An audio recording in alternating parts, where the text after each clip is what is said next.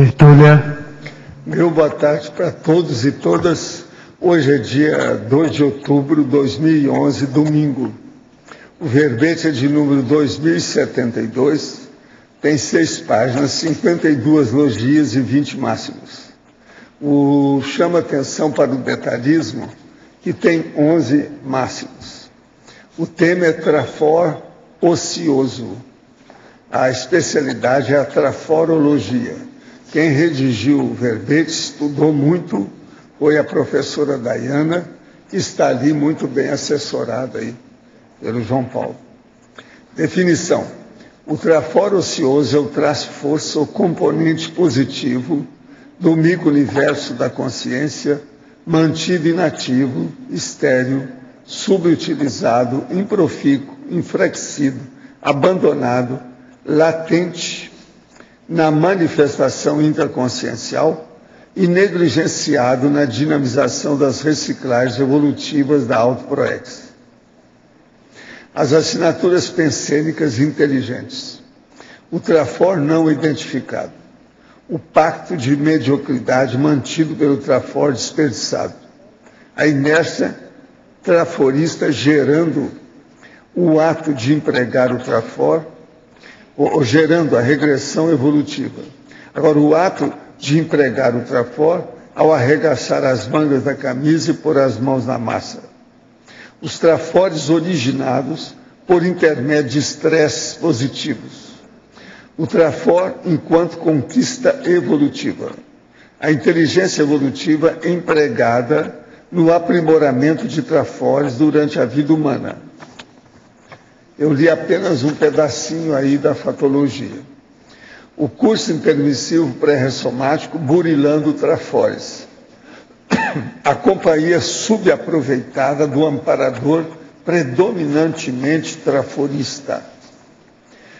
Na argumentologia tem a taxologia com 20 atividades realizadas na Universidade Aberta, do voluntariado, das instituições conscienciocêntricas e respectivos trafores, enquanto valores agregados, aplicados ou gerados em função da dedicação lúcida ao longo do tempo. Aí então tem uma tabela com 20 itens entre as atividades e os trafores aplicáveis. Na remissiologia dos 15 itens destacamos bitraforologia, megatrafor, trafor consequente, trafor enganador e trafor onipresente. Frase enfática.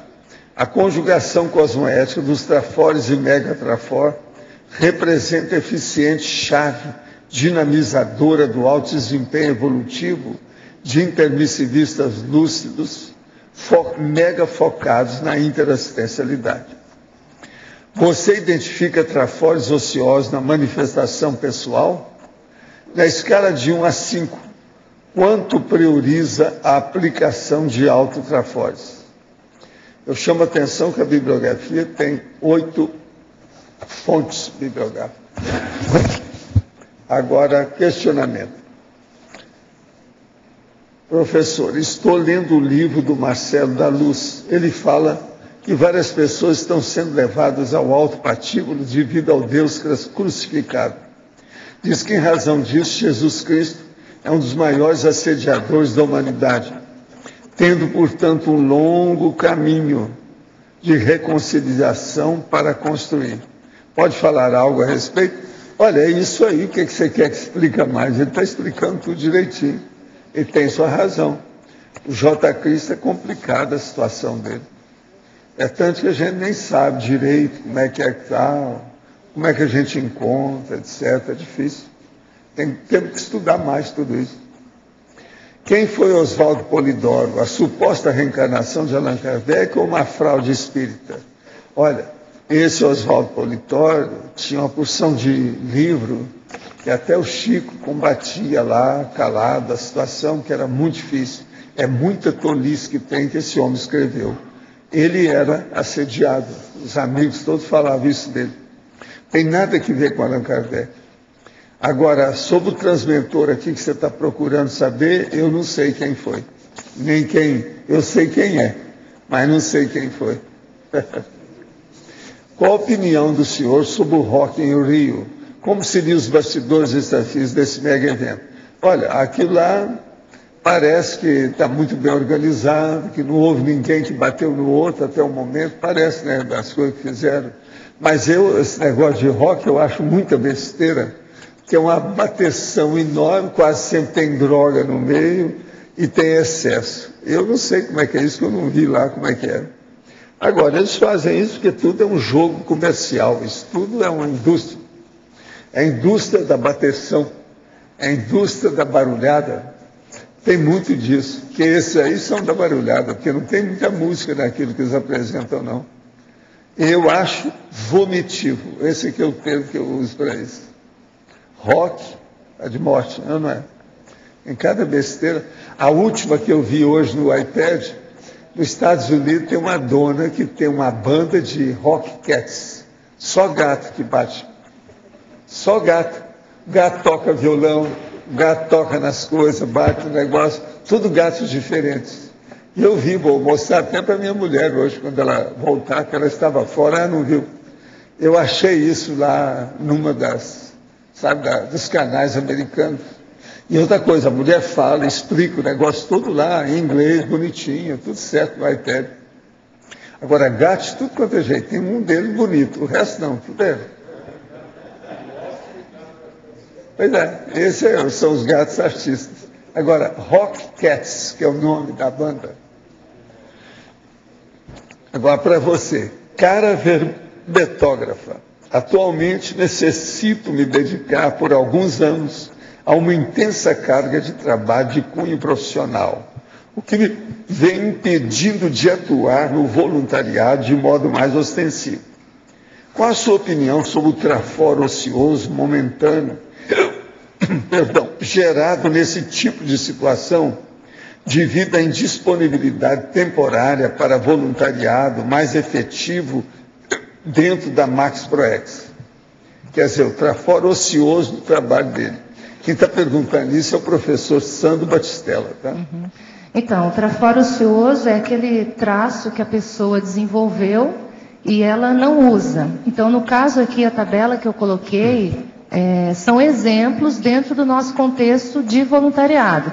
Mas a pessoa, ela pode aplicar seus trafores em outros contextos. Então, por exemplo, você não está podendo atuar no voluntariado nesse momento, nada impede que você aplique seus trafores no seu ambiente de trabalho. Então, isso também é rico. Então, nesse caso aqui, eu usei o exemplo, no caso, eu até chamei a atenção aqui, a Universidade Aberta do Voluntariado. Por quê? Porque a gente tem uma oportunidade grande aqui de desenvolver uma série de trafores. Mas em outros ambientes a pessoa aplica em muitos seus trafores. Então essa é a ideia, né? Então aqui é para ilustrar e valorizar a importância do voluntariado. A cada dia que passa, uma posição minha me preocupa. Tenho me tornado mais fria com as pessoas, às vezes me questiono se isso é um resultado do meu crescimento. Ou tenho me tornado egoísta. Antes eu me emocionava e sentia pena das pessoas, queria fazer de tudo para ajudá-las. Hoje, no entanto, penso que ninguém está em uma situação difícil por acaso, inclusive eu mesmo. Sinto pena, mas tenho os pés no chão quanto à situação. Penso que preciso sempre acreditar que as pessoas possam mudar mais, que não posso me iludir. Pessoas que antes eu admirava, hoje vejo que não estão tão distantes da minha realidade. Ou seja, ninguém é perfeito e o melhor a fazer é sempre procurar olhar para um defeito pensando em uma forma de superá-lo. Em parte você tem sua razão, mas a gente não pode deixar de assistir os outros. Sempre é preciso. Você tem que lembrar o seguinte, se ele apareceu perto de você e você viu que ele precisa de assistência, é um processo para você fazer. Não adianta tirar isso fora.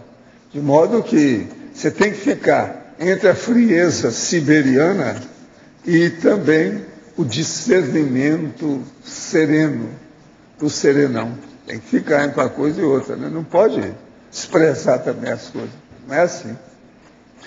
Para você, em paradoxologia, o paradoxo do trafor adquirido com esforço em múltiplas vidas tornar-se ocioso. As síndromes citadas na sindromologia e a autodesqualificação citada na argumentologia explicam esse paradoxo? Qual é a condição mais comum para a pessoa tirar o corpo fora ou fugir da responsabilidade em assumir e usar o seu traço força forte? Existe algum medo mais comum? Qual seria ele? Eu acho que existem uma série de medos aí, ou uma série de traços que a gente pode analisar e estudar no contexto da pessoa, quando ela deixa de valorizar os seus trafores e acaba caindo nos traços de autodepreciação. Então, às vezes a gente vai poder analisar, será que é o hedonismo? Será que é a pusilanimidade? Será que a pessoa está com preguiça, ela não está querendo arregaçar as mangas e partir para a ação? Então, podem existir aí uma série de traços, uma série de variáveis que vão explicar por que a pessoa mantém trafores ociosos. Então, aí o importante é cada pessoa estudar seu caso e conseguir mapear e analisar para ver o que é na sua manifestação que impede de colocar esses trafores aí em funcionamento, né? Então, é importante analisar nesse sentido. Agora, aqui no paradoxo, é para a pessoa pensar exatamente isso. Então, o trafor, ele é uma conquista evolutiva. Então, muitas vezes a pessoa levou vidas e vidas para desenvolver aquele trafor. E aí chega aqui numa nova realidade, um novo contexto, um novo corpo, e de repente ela se depara com aqueles trafores que ela levou tanto tempo para desenvolver numa condição ociosa. Então é para a pessoa pensar, será que isso é mesmo lógico? Será que vale a pena? Né? Quanto que eu perco em relação ao meu processo evolutivo mantendo esses trafores ociosos? Então, nesse sentido, vale a reflexão, vale o movimento de autopesquisa para a pessoa investigar isso a fundo, no caso pessoal. Eu quero dizer para vocês que hoje, após a tertúlia, ocorrerá o lançamento da pedra fundamental do futuro laboratório da paradireitologia, que será construído no campus CAEC. O local de lançamento será em frente ao laboratório da paragenética.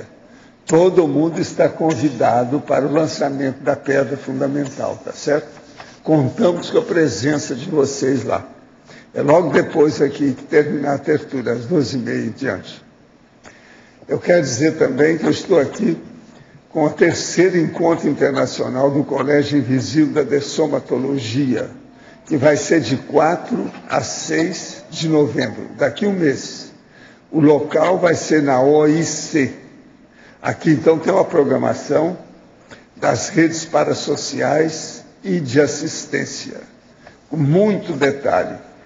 Os temas que vão falar nos eventos e os participantes e responsáveis. Se alguém quiser ver, está aqui a relação. Vale a pena estudar isso aqui.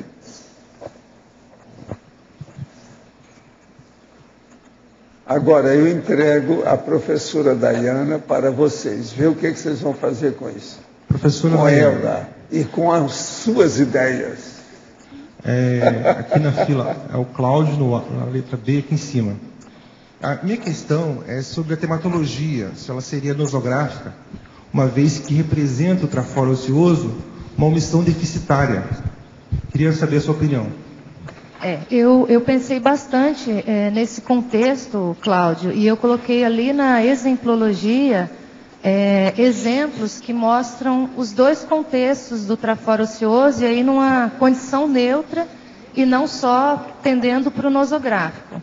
Então aí vamos explicar para a gente entender bem. Então ali na exemplologia, o que eu coloco? O traforo ocioso temporário. Então quando você renasce, você precisa aguardar o tempo natural do seu desenvolvimento biológico, fisiológico, e de novo aprender a ler, aprender a escrever, enfim, uma série de manifestações que vão fazer com que o seu trafor, temporariamente, ele fique numa condição, então, ociosa. Então, eu até coloco ali, a partir da primeira infância, ali, por volta dos 4 anos de idade, então, o indivíduo ele já começa a colocar esses trafores, então, em prática. Então, assim, a princípio, essa é uma condição natural aí, oriunda do nosso desenvolvimento dentro do nosso nível evolutivo. Então, o trafor, ele ficaria numa condição ociosa.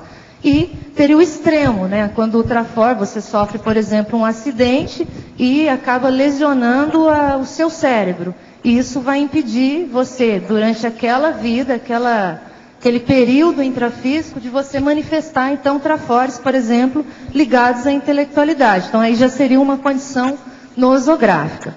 E aí a gente pode pensar outros exemplos também, Cláudia. Então, por exemplo, a pessoa ela tem um trafor de liderança. E ela começa a criar mais problema com esse trafor da liderança do que ajudar outras pessoas. Então, às vezes é necessário fazer uma intervenção nesse sentido. A pessoa vai deixar temporariamente esse trafor da liderança mais ocioso, vai trabalhar outros trafores, trabalhar outros trafares, para daí, num outro momento, voltar a ativar esse trafor da liderança. Então, nesse sentido, seria mais neutro, né, e não nosográfico. Entendeu, Cláudio? Preciso de um conselho. Só continuando, professor. Sei.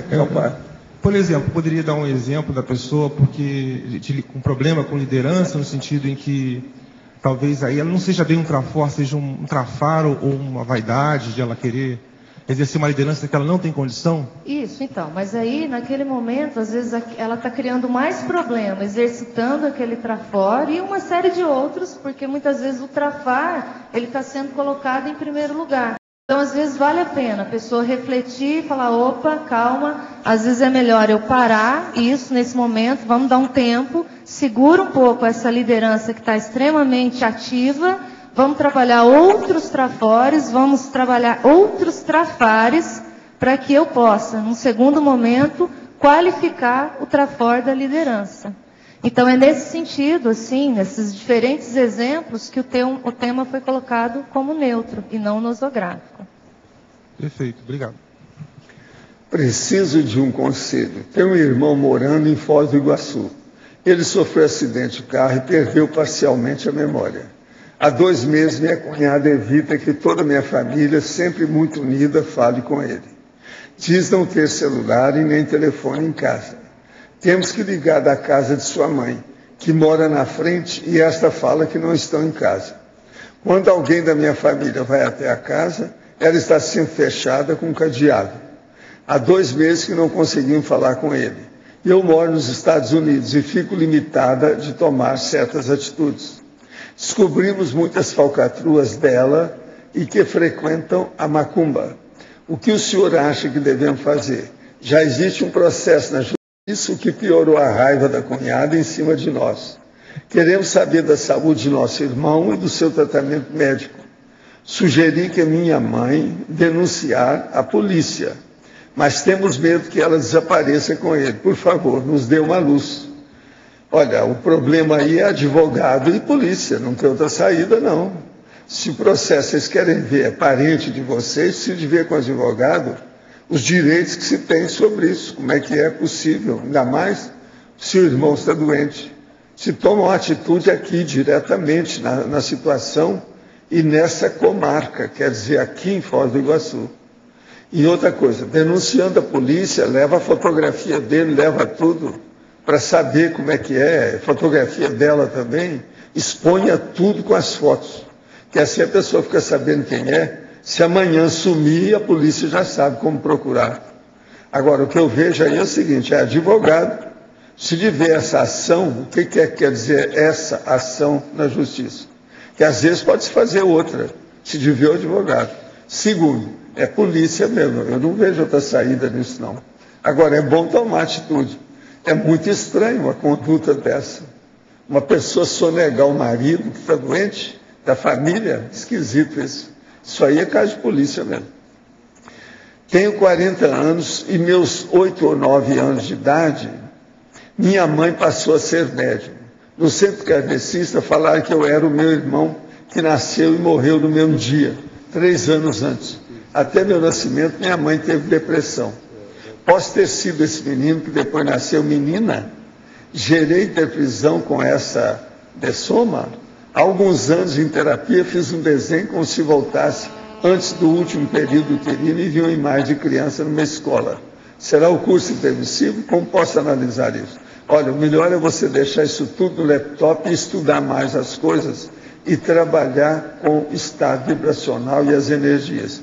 Isso vai desenvolver você e você pode ficar mais esclarecida através das suas vivências, com o acervo aumentando de experimento. É assim mesmo, é por aí. A verbetógrafa. Cada composição familiar que experienciamos em nossas vidas intrafísicas são dinâmicas familiares escolhidas em nossas proex, justamente para desenvolver determinados trafores?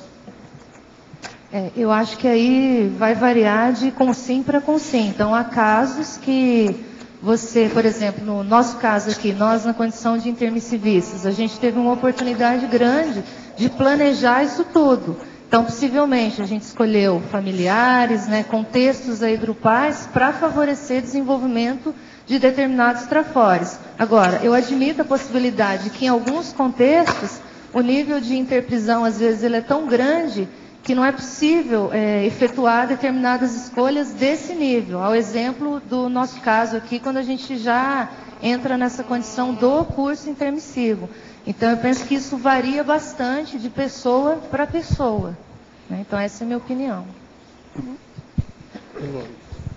Página 2, sétima linha, sétima e oitava linha, você pode aprofundar o planejamento técnico do neotrafor prioritário a ser adquirido? Como é que você pensa isso? Isso, então o que eu vejo, Pedro? A partir do momento que a pessoa começa a investir mais na sua autopesquisa, ela começa a elencar uma série de trafores. Ela vê, eu tenho trafares e tenho trafores. Então, é inteligente a pessoa ela começar a focar cada vez mais nesses trafores e colocar esses trafores em prática. Aí chega um momento que a pessoa começa a estudar isso tão mais a fundo e ela começa a ver, eu já estou aplicando determinados trafores, mas qual é o meu próximo passo? Eu olho ali para a escala evolutiva e eu vejo, então tem ali a semiconsciex, tem o desperto, tem o evoluciólogo. Quais são os próximos neotrafores que eu vou adquirir ou quais são as atividades que eu vou começar a me dedicar para desenvolver esses neotrafores. Então, dentro desse nosso contexto aqui evolutivo, é importante a gente ter esse olhar. Tem a escala evolutiva, hoje eu sou pré-serenão vulgar, mas tem ali o projetor consciente, tem ali o epicom lúcido, o conscienciólogo. Então, quais são os trafores que eu posso, então, me dedicar para desenvolver e conseguir chegar aí nesses níveis, nesses diferentes níveis na escala evolutiva. Então, nesse sentido, aí o neotrafor. Dayana, na fatologia, página 1, a quarta e quinta linha, a cicatriz geradora de trafores. Isso, então aqui eu coloco duas coisas, né? A cicatriz geradora de trafores e, em seguida, os trafores originados por intermédio de estresses positivos. Então, Elindo, se a gente for olhar aí o nosso passado, o nosso contexto evolutivo, o que a gente vai observar? Então, houve contextos e situações de vida em que foi necessário, né, ou a gente passou por situações difíceis e foi necessário a gente dar a volta por cima. Então, muitos trafores que hoje a gente apresenta, eles são oriundos de cicatrizes. Então, foram contextos difíceis nos quais a gente se envolveu e acabou vivenciando, que acabaram, então, né, na somatória, né, um saldo positivo, originando trafores. Agora, qual que é o nosso contexto hoje? A gente já não precisa esperar essas situações catastróficas, difíceis, ocorrerem conosco. A gente já pode se submeter ao segundo nível aqui, que são os trafores originados por intermédio de estresses positivos. Então, você planeja, eu vou escrever um livro, mas você sabe que você vai ter estresse, né, ao longo da escrita desse livro. Aí vem a revisão, aí é mais um estresse, aí depois você publica o livro. Então, são estresses positivos que você mesmo faz a opção em função da sua lucidez e, nesse sentido, você desenvolve trafores. Então, hoje a gente tem que ficar mais esperto, né? A gente não precisa esperar mais a dificuldade gerar uma cicatriz e desencadear um trafor. A gente já vai gerando os estresses positivos para gerar trafores. Agora, na própria fatologia, na última linha da página 1 e segue na página 2, o alto esforço aplicado no desenvolvimento de megatrafores. Ou é megatrafores, desculpa. Neotrafores. Desculpa. Isso, então o alto esforço aplicado no desenvolvimento de neotrafores. Então é isso, é a pessoa ela se desafiar a todo momento. Então se ela ficar na pusilanimidade, no medo, ela também não desenvolve. Então a gente tem opções e tem escolhas. Ou você se recolhe, né, fica lá com medo eternamente e não assume nenhum desafio e, né, não enfrenta, ou você fala, não, eu vou enfrentar e vamos ver o que vai dar. Então, nessa segunda opção de enfrentar e partir para a tentativa, partir para a ação, é a oportunidade que a pessoa tem de desenvolver trafores, e muitas vezes esse trafor vai ser novo na sua manifestação, vai ser um neotrafor. Então, é aquilo que a gente fala, um trafor, ele gera um novo trafor. Aí eu até coloquei aqui na megapensenologia, trafores criam trafores. Então, se a pessoa aplica trafor, ela tem a oportunidade de criar novos trafores. Então, esse trafor novo para ela é uma oportunidade evolutiva. Agora, a última coisa, a paradoxologia, na página 3, é o primeiro paradoxo aqui. Ó. O paradoxo do trafor adquirido com esforço em múltiplas vidas, tornar-se ocioso. Isso. Então, esse paradoxo é para a pessoa pensar mesmo. Então, será que eu tenho trafores ociosos? Então, ela pensa, não, será? Será mesmo? Então, se ela chegar à conclusão de que ela tem esses trafores ociosos, então, como é que fica isso, né? Ela levou tantas vidas para desenvolver esses trafores e chega aqui, num contexto em que, às vezes, a gente sabe isso tudo da conscienciologia, a gente está mais lúcido, e mesmo assim, a gente mantém esses trafores ociosos. Então, é uma coisa contraditória, né? E acaba tendendo mais para o nosográfico. Aí, o que eu fiz? Eu chamei a atenção lá na frase enfática para o aspecto da interassistencialidade. Então, assim, se a pessoa ela quer de fato mesmo se profissionalizar na interassistencialidade, ela começa mesmo a mapear esses seus trafores ociosos e até mesmo um megatrafor ocioso, e ela vai fazendo esforço em colocar isso em prática, para, de fato, ela se tornar mesmo profissional da interassistencialidade. Então, é para a pessoa refletir mesmo. Será que eu tenho trafores ociosos? Quais são os meus trafores ociosos? O que eu faço para que esses trafores ociosos não fiquem ociosos? Né? Então, obrigado. Hein? Daiane, aqui no ar. Em mitologia, na página 3... Você poderia explicar um pouco melhor o mito da inércia traforista não significar regressão? Isso. Então, o que acontece? A gente muitas vezes acha que o fato de a gente ficar ali parado, não prejudicar ninguém, que a gente vai entrar nesse fluxo do cosmo normalmente e a gente vai evoluir. Então, fazendo o link disso, no caso do trafor aqui ocioso, à medida que o indivíduo ele não aplica os seus trafores, a tendência é que isso leve mesmo a uma regressão. Então, isso chega a ser até impactante para a pessoa. Então, às vezes você vai estudar o histórico, né, desse indivíduo e você vai ver que na infância ele até ganhou prêmio, por exemplo, na escrita. Ganhou prêmio lá na sua cidade, fez lá um trabalho na escrita. E aí a pessoa chega, passa dos 40 anos e ainda não publicou nenhum livro. Então veja, aí você vai olhar o histórico da pessoa, ela volta a escrever depois de 40 anos e ela às vezes esqueceu as regras gramaticais, ela perdeu aquela habilidade de coesão textual. E então o trafor que ela tinha lá atrás, né, ela tem esse trafor, ele apareceu lá atrás na sua infância e de repente aquilo ficou anos sem aplicar, então existe uma tendência aí de regressão. Então é nesse sentido, para a pessoa pensar. Então o fato dela deixar o trafor ocioso não significa que ela vai evoluir, exatamente o contrário, né? Existe uma tendência aí de regressão. Né? Tudo bem? Ok. Sim. Daiane, aqui. Eu estava achando interessante a sincronicidade. Eu não sei se você chegou a olhar o folheto aqui do Verponologia. A gente tem uma palestra que vai ser dada pelo Alexandre Pereira, que é o TRADOR, que é o traço dormente. A grande diferença, basicamente é o que você colocou aqui, só que você pegou o lado positivo, que é sempre o traforo ocioso, e ele trata disso que o Cláudio perguntou, e quando é um trafar, né? Que seria uma omissão superavitária, deixar aquele trafar ali paradinho. Então, eu vou fazer com você o mesmo convite que eu fiz ontem para o Arlindo. Se você puder participar e estar debatendo com o Alexandre, eu acho que vai ser um lucro para todos, né, professor? É uma boa. E ela é espertinha. Ô, Daiane, precisamos de inscrições, professor. Daiane. Então, Congresso de Verponologia, 14 a 16 de outubro. Não, é o processo das ideias novas, ideia original, heurística, inventividade. Pois é. Né? Mas a gente vê a sincronicidade, né? Ele está pesquisando lá, você está pesquisando aqui. Então é sinal que a gente tem que acordar, né? Lógico. Sair do ócio, não é isso?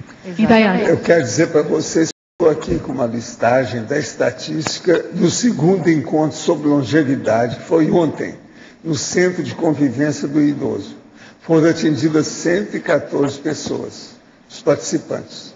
37 homens e 77 mulheres. Agora, aqui tem uma série de dados e eu queria que nós fizéssemos aqui uma recepção para o senhor Gualberto Cuenta, que é o assistente de coordenação do Centro de Convivência do Idoso da cidade de Foz do Iguaçu.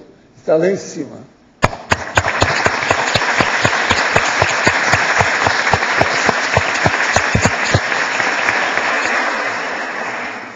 Ele ajudou muito aí, a turma está ajudando muito. E hoje veio aí para ver a tertúlia. Tá certo? Complementando aí a pergunta do Ricardo sobre o mito, tem no livro do professor Valdo, algum deles, uma frase dizendo que o traforo ocioso ainda é trafar.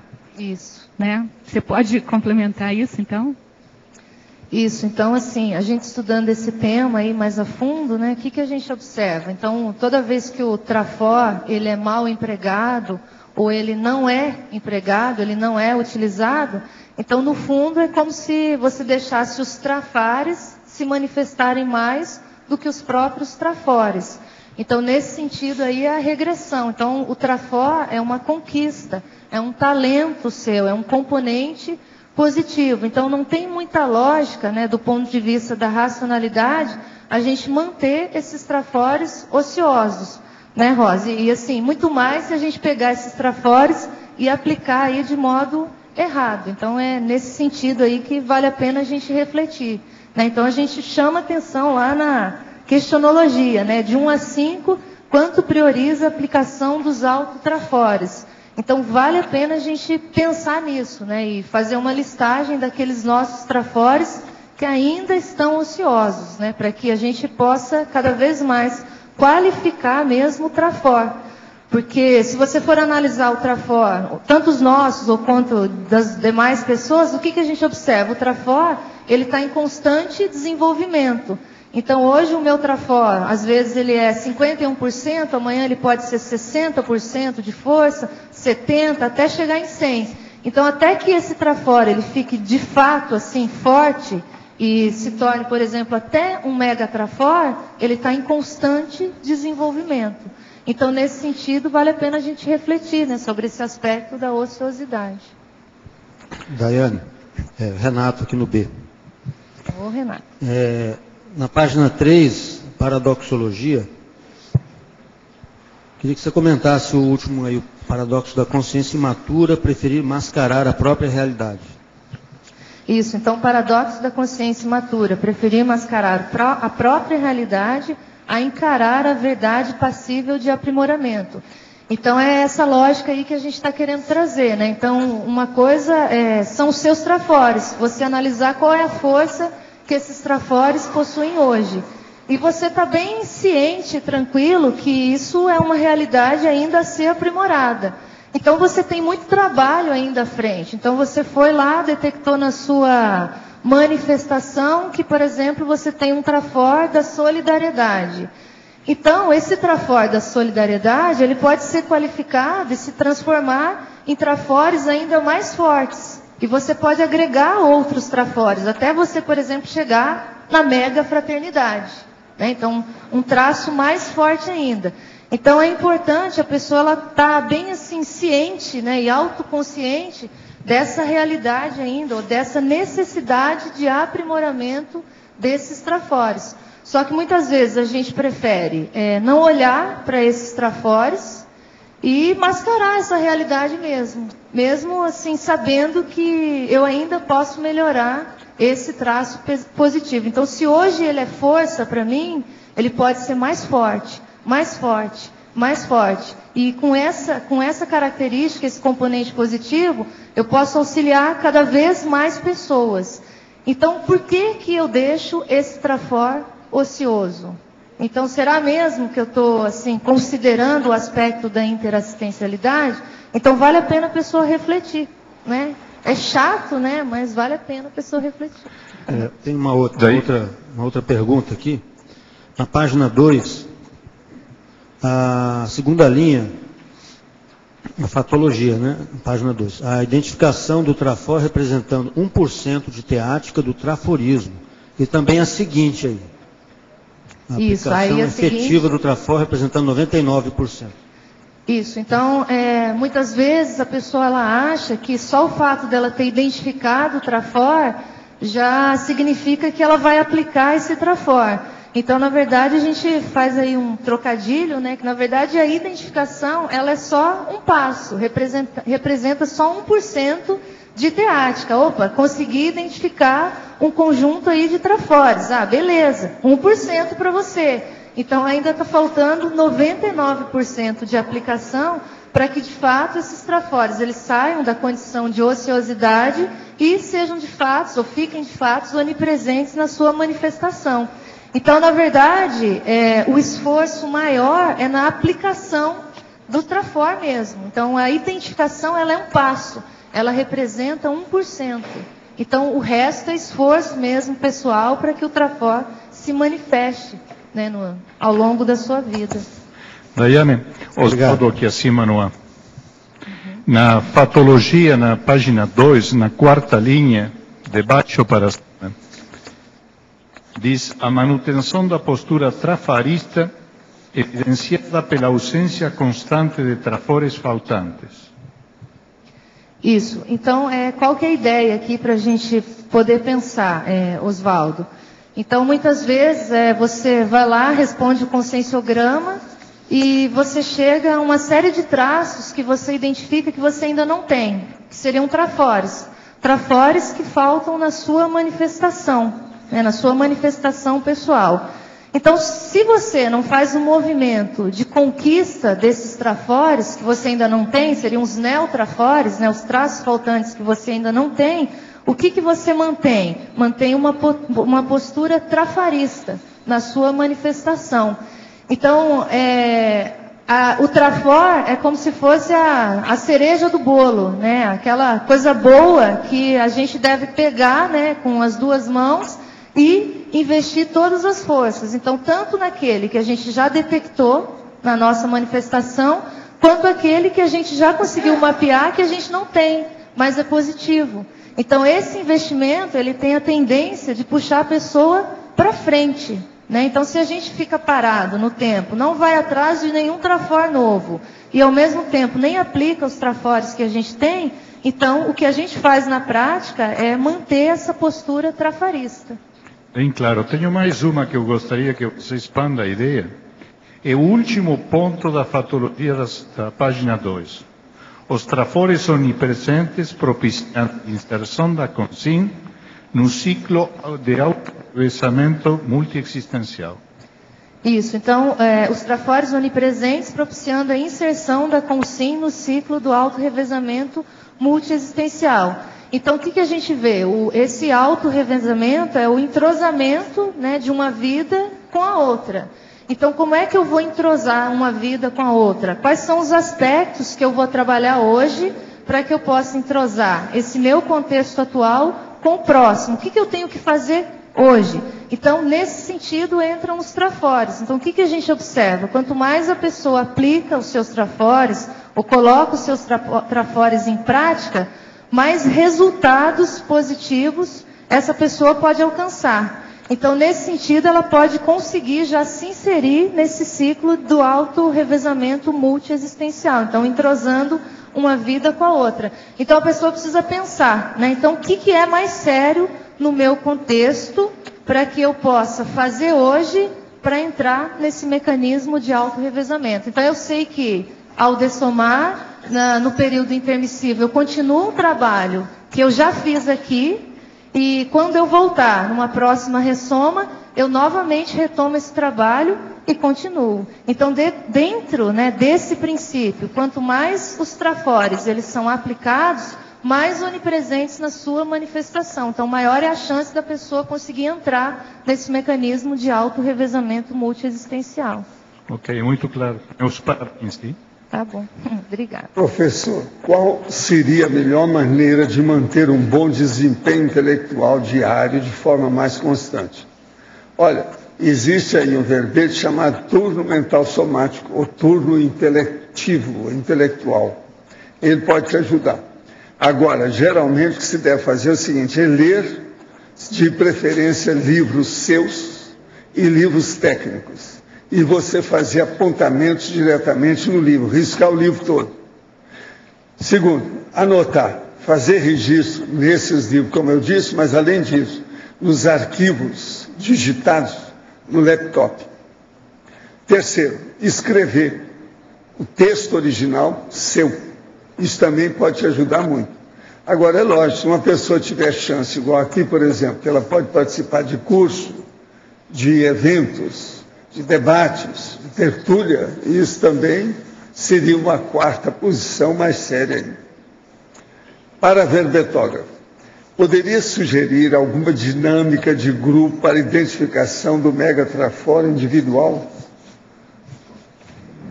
Olha, uma técnica que a gente fala bastante aqui é a técnica do consim-cobaia. Então, isso pode ajudar a pessoa a conseguir fazer a identificação dos seus trafores e, às vezes, até conseguir identificar, sim, os seus megatrafores. Agora, uma dinâmica aí principal mesmo é aquela que envolve a pessoa pegar mesmo o conscienciograma e aprofundar o máximo que ela puder. Então, isso é ela com ela mesma, né? Então, aí ela pode chegar aí nesse megatrafor. Professora Daiane, poderia aprofundar? Na fatologia, página 2, primeira linha, as compensações das insuficiências intraconscienciais através dos trafores. Isso, então essas compensações, elas são apresentadas lá no livro 700 Experimentos e aparecem também lá no 200 Teáticas da Conscienciologia. Então, o que é a relação aqui? É a pessoa observar quais trafores que ela pode utilizar para compensar alguma insuficiência. Então, existem alguns exemplos. No caso aqui, o indivíduo que tem uma comunicabilidade grande, né, tem o trafor da comunicabilidade e pode compensar, a partir da comunicabilidade, uma insuficiência intelectual. Então, é um exemplo. Ou outro indivíduo que ele é taquipsíquico, tem o trafor do taquipsiquismo, e pode compensar a sua desorganização pessoal, porque ele é rápido, às vezes ele é desorganizado, deixa tudo para depois, mas ele é rápido na hora que vai fazer, então ele acaba compensando, né, esse trafar da desorganização. Ou o contrário, o indivíduo ele tem auto-organização e ele compensa já o bradipsiquismo. Então por aí vai, aí a pessoa ela começa a pensar quais são os traços que ela tem, que são fortes, e que ela pode utilizar para compensar as suas deficiências. Mas aí a ideia não é ela se acomodar na deficiência, mas ela utilizar e aprender a utilizar cada vez mais esses trafores. Na tecnologia, página 2, segunda linha, a técnica da abordagem interconsciencial com ênfase no trafor. Isso. Então, eu coloquei na remissiologia também, para chamar a atenção, um verbete que chama aperitivo intelectual. Então, nesse verbete, aperitivo intelectual, se trabalham dois tipos de técnicas que envolvem essa abordagem. Então, uma coisa é quando você encontra uma pessoa. Então, a ideia é que, cosmoeticamente, você aborde, né, essa pessoa e olhe os trafores. Então, esse é o primeiro aspecto, olhar os trafores da pessoa, nesse primeiro contato, e depois os trafares. Agora, quando você vai adquirir um objeto já de cunho material, a ideia é que você faça a abordagem ao contrário. Então, você olha primeiro os trafares desse objeto, ou seja, os defeitos, para depois olhar os trafores, né? Então, no caso da pessoa, é o contrário. Primeiro o trafor, depois o trafar. E o objeto é o contrário. Na neossinapsologia, página 3, segunda linha. As neossinapses provenientes da observação atilada de exemplo dos compassageiros evolutivos. Isso, então é aquele contexto que a gente fala bastante aqui na conscienciologia, né? Que a gente aprende uns com os outros, ou que ninguém evolui sozinho. Então, muitas vezes, você observando o exemplarismo da outra pessoa, observando o modo como a pessoa aplica os seus trafores, ou muitas vezes os resultados que a pessoa obtém a partir da aplicação desses trafores, você consegue, então, ficar mais atento para você e muitas vezes você toma decisões. Realmente, parece que esse é o caminho. Então se eu tenho esse trafor também, então acho que eu vou começar a aplicar então esse trafor e vamos ver que resultado eu obtenho. Então esse olhar atento aos trafores, né, dos nossos compassageiros evolutivos, ajudam até mesmo a gente a identificar os nossos próprios e avaliar qual que é o nível, né, de ociosidade dos nossos próprios traços e tentar reverter isso. Então essa é a ideia aí. Qual a opinião da verbetógrafa sobre a manipulação da mídia, de forma geral, no atraso dos trafores das grandes massas de pessoas? Então a gente vê que existe até um uso errado aí por parte da mídia, né, em matéria de informação para manipular aí as pessoas. Então a gente vê que não é um contexto positivo. Isso aí deve né? ser o processo lá do Rio, né? Do Rio? Rock in Rio? Deve estar no meio disso, né? Então a gente vê que não é uma coisa boa, né? Professor, quando a pessoa tenta suicídio em momento de desespero, até que ponto existe o assédio de consciência doentia? Precisa examinar, tudo é possível, uma boa parte desse povo é mal assistido mesmo, tem assédio. Mas agora, cada caso se divide, porque tem suicídio de todo tipo. Tem atenuantes, tem agravantes, tem uma série de situação. Tem que ir com calma examinar cada caso de per si. A ideia de passividade ativa e ócio criativo estão juntas? Não, tem nada que ver uma coisa com outra. Passividade ativa é quando a pessoa deixa que o amparador venha trabalhar com ela na interassistencialidade. Ócio criativo é a boa vida que cria alguma coisa, que é lá daquele professor que esteve aqui, ele que gosta de falar nisso. Mas o ócio criativo é preciso ir com calma para examinar mesmo quando ele é criativo mesmo. A hora que fala em ócio é um problemão, mas ele pode existir. A consciência livre pode ser alcançada em vida intrafísica, é o exemplo do espírito livre de Hegel. Olha, nós não falamos consciência livre, a gente fala consciência livre. Essa consciência livre, ela aparece quando o serenão deixa de ressomar. Ele chega naquilo que no Oriente ele chama de moksha, não tem mais vida humana. De modo que esse negócio de espírito livre ou espírito puro de Allan Kardec e esse de Hegel, isso aí é outra coisa. Vamos entender bem o que é CL. É a consciência livre. Não é consciência livre, nós usamos mais consciência. Por quê? Ela é uma consciência, só que tem que ter uma consciência. Então é preciso ver isso. Professor, poderia comentar sobre as predições de Edgar Cayce? Olha, o homem era bom, ele predisse uma opção de coisa e ficou por isso mesmo, mas ele conhecia os assuntos, alguma coisa. Foi um grande sensitivo. Daiane, eu estava pensando aqui numa coisa. A ociosidade, eu como economista mexo com isso também. Ela pode ser de 1%, pode ser de 99%. 99% é uma super ociosidade, não é? Ela pode ser de 50%, pode ser de 20%. Então, ela tem uma faixa muito grande. Eu acho que, por exemplo, a pessoa está com 1% de ociosidade, ela está indo bem, né? Que seja até 10%, parece. Né? Aqui você quis dizer o quê? Talvez está querendo dizer uma alta ociosidade, parece. Você fala no verbete em si, quando eu chamo atenção para o trafora ocioso, ou quando eu dou o exemplo do 1% Não, você fala e 99%? de ociosidade na definição. Né? O trafora ocioso. Quando você quis dizer trafora ocioso na própria... Ele é uma ociosidade grande ou não sei. Não, aí eu acho que a gente tem que considerar cada nível evolutivo. Então, uma coisa é a ociosidade de trafores, por exemplo, dentro do contexto do serenão. Então, muitas vezes ele está utilizando outros aspectos. Então, já existem aspectos dominados aí na sua manifestação que aquilo, assim, não influencia. Então, outra coisa é no nosso contexto evolutivo. Então, assim, se a gente se colocar ali naquela posição, Arlindo, de pré-serenão vulgar, né? Então, o que a gente observa? Na nossa manifestação, existem, então, os trafores. Então, se a gente quer sair daquela posição, né, de pré-serenão vulgar e avançar na escala evolutiva, a ideia é que a gente vá diminuindo cada vez mais a ociosidade desses trafores. E aí vai o limite de cada pessoa, o fôlego de cada pessoa, a maturidade consciencial, o tempo de vida, a idade. Então, uma série de contextos, né, envolvidos nesse sentido. Então, o espírito do verbete, pelo que você falou, é ir diminuindo, é lógico. O ideal é zerar, não ter nenhuma ociosidade, mas tem que ir trabalhando para ir diminuindo. Acho que é isso, né, o espírito do verbete. Essa é a linha.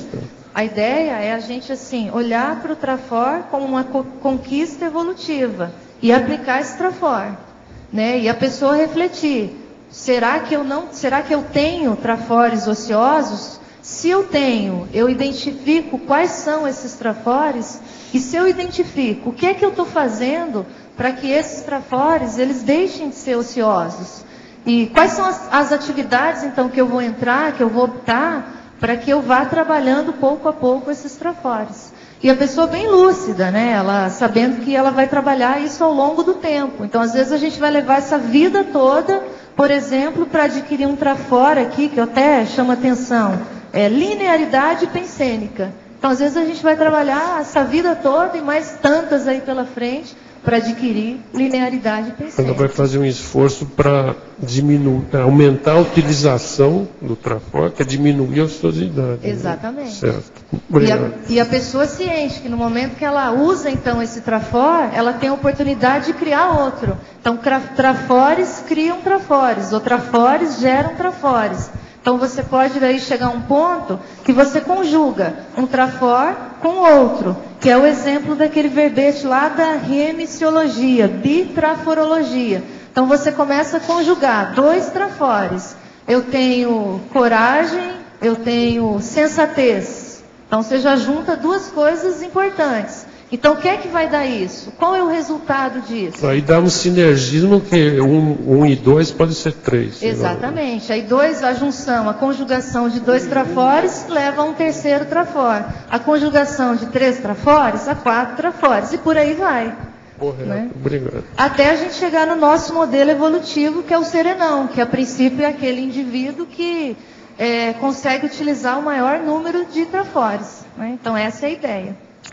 Daiane, na página 3, em trinomiologia, no primeiro trinômio, eu entendi que essa ordem que você colocou aqui é uma ordem lógica, né? É uma sequência... O trinômio autoevolutivo, isso, eliminação do trafar, aquisição do trafal. Aquisição de né? trafal, fixação do trafor. Eu queria saber se pela sua experiência, pela sua observação, também, claro, né, nada é muito fechado, mas se muitas vezes a aquisição de um trafal é o que vai justamente permitir eliminar o trafar. Pode ser, Cris, mas eu vejo assim que isso pode acontecer de diferentes maneiras. Então, por exemplo, às vezes a pessoa ela vai conseguir eliminar um trafar a partir de um trafor mesmo, a partir do momento que ela aplica os seus trafores. Então é aquela coisa, você pergunta para a pessoa, no que você é boa? E a pessoa não sabe responder. Então ela pensa, no que eu sou boa? Quando ela descobre no que ela é boa, ela começa a mapear esses trafores. Então, se a pessoa ela começa a investir nisso, ela consegue adquirir com o tempo maior autoconfiança. Essa autoconfiança vai fazer com que ela tenha mais força para olhar para o trafar e conseguir trabalhar esse trafar. Então eu vejo que são diferentes formas. Agora uma outra pessoa ela pode já ter força, falar, não, eu vou já começar a investir nesse trafar, quero diminuir a força dele, e ela começa por aí. Então, eu vejo que isso difere de uma pessoa para outra. Assim, na interaciologia, você fala da interação trafal-trafor, né? Eu queria que você falasse da interação trafal-trafar. A interação trafal-trafar. É. Então, o trafal, ele é o traço força, ele é um trafor. É um trafor que a pessoa... Isso, um traço faltante. Um trafor faltante. Então, é um trafor que a pessoa ainda não tem, né? E o que vai acontecer? Muitas vezes você identifica um trafar na sua manifestação. E aí você vai olhar para aquele trafar e vai pensar, como é que eu supero esse trafar? Então, você pode estudar aquilo e falar, não, a melhor maneira é eu investir no trafor, que vai começar a diminuir a força daquele traço. Então, essa é uma ideia aí de interação. Então, você olha o trafar e descobre qual é o trafor, então, que falta para você diminuir a força daquele traço. Era isso que eu queria que você colocasse. Queria saber se é possível, ok. Daiane, Oi. Na página 3, sindromologia, queria que você comentasse a síndrome da mediocrização.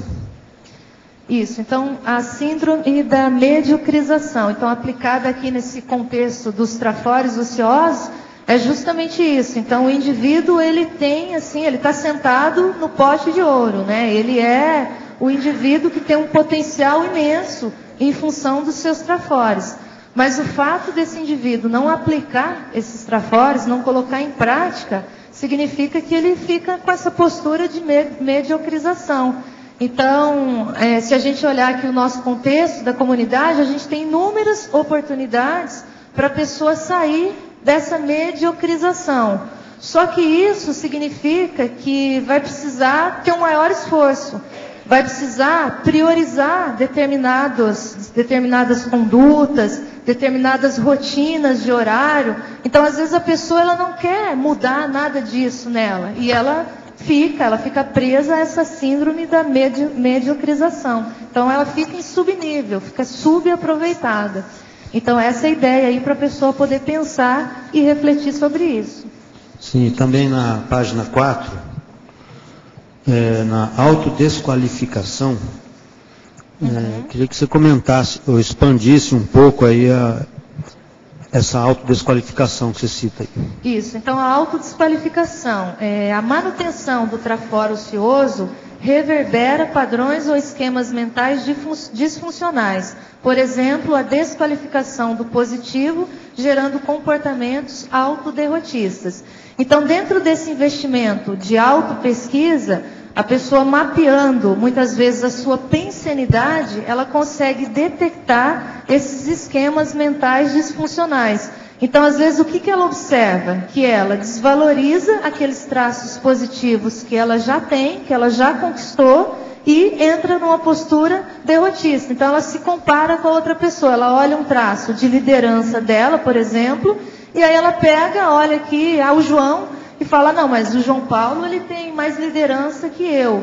Então, o que ela faz? Ela esquece de olhar o seu positivo e ela se compara com o outro. Então, ela entra num movimento de autoderrotismo aí. Então, existe um processo pensênico, uma forma de pensar aí que atrapalha no sentido de aproveitamento desses trafores. Então, é preciso a pessoa parar e começar a prestar atenção. Como é que ela faz, ou quais são os mecanismos pensênicos que ela usa para gerar essa autossabotagem, entrar nesse mecanismo de autoderrotismo. Porque é aquela história, Renato, trafor, todos nós temos. Então, se todos nós temos, por que eu tenho que comparar esse trafor meu com o trafor do outro? Então, a ideia é que eu veja o quanto que o meu trafor ele pode melhorar. Então, uma coisa era esse trafor ontem, outra coisa é esse trafor hoje, outra coisa é como que esse trafor fica amanhã. Então, existe aí um mecanismo de esquema mental aí disfuncional que pode levar ou auxiliar a pessoa a manter esses trafores ociosos. Ok, obrigado. Daiane, posso, professor? É a Lucy? Parabéns, viu, Daiane? Seu verbete está sensacional e o que eu estou observando, em cima dessa minha observação, eis a minha pergunta. Estou observando que você tem um domínio bastante analítico para falar sobre trafor, trafal e etc. Então, eis a pergunta. Na dificuldade de uma consciência perceber o trafar e, de repente, ela ser capaz de identificar trafor, como é que você percebe essa dificuldade em cima do que você comentou agora há pouco de autodesqualificação? Deu para entender a minha pergunta? Eu entendi. Você quer... Assim, vamos ver se eu entendi. Você quer falar que às vezes a pessoa ela tem mais facilidade para perceber... Trafor e não trafar? Isso. Ah, tá. Porque geralmente, às vezes, a gente vê uma tendência das pessoas saberem mais trafares do que trafores. Você quer saber o contrário? Isso. Então, aí a gente tem que estudar na manifestação da pessoa se, às vezes, ela tem, por exemplo, um padrão, assim, mais personalista.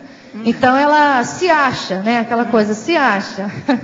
Então, ela não consegue olhar muito para os seus traços, né, os seus defeitos, e ela olha os seus trafores e ela fica endeusando todos os seus trafores. Então, assim, tem técnica para tudo, né? E o Consim Cobaia ajuda nisso. Porque, às vezes, a gente precisa colocar a pessoa no lugar. Falar, menos, calma, vamos com calma. Para a pessoa mudar essa autoimagem, que às vezes ela é super valorizada, para uma autoimagem mais real. Então, nesse sentido, não quer dizer que a pessoa vai se depreciar ou se desvalorizar. Mas ela vai ficar mais realista com aquilo que ela é mesmo. Mais pé no chão. Isso, mais autêntica, mais pé no chão com aquilo que ela é mesmo. E a partir disso, fazer força para melhorar mesmo, de fato, esses trafores. Porque a ideia é que ela não destrua ninguém com esses trafores, mas que isso tem um aspecto evolutivo. Então, assim, se a pessoa ela não tem essa autoimagem assim, mais realista, às vezes ela entra muito com um salto alto. E isso é ruim, às vezes, até perante uma assistência que ela vai desencadear. Então, é importante esse ajuste, né, de autoimagem. Muito obrigada. Tanto para um lado quanto para o outro. Muito obrigada. Há pouco tempo venho lendo, trabalhando as energias, anotando o que assisto nas tertúlias e percebi que tive maior amadurecimento consciencial. Percebo que meu maior problema é ser ansiosa. Teria algum conselho para que eu possa melhorar? Seria bom você fazer aqui uma meia dúzia de experimentos na mobilidade física vígil. Fora isso, é pegar a enciclopédia e ver tudo que está falando sobre síndrome do ansiosismo, ansiedade, precipitação, impulsividade. Isso vai ajudar você. Em binomiologia, página 3, primeira linha. Poderia exemplificar o binômio cérebro reduzido para cérebro ocioso? Isso, eu toquei bastante assim nesse assunto de maneira diferente aqui no verbete. Então, por exemplo, eu chamei atenção para cognição aqui em vários aspectos. Então, o que acontece? O indivíduo que ele não prioriza o desenvolvimento do seu cérebro, né, em todos os sentidos, considerando aí todos os atributos mentais que a gente pode desenvolver.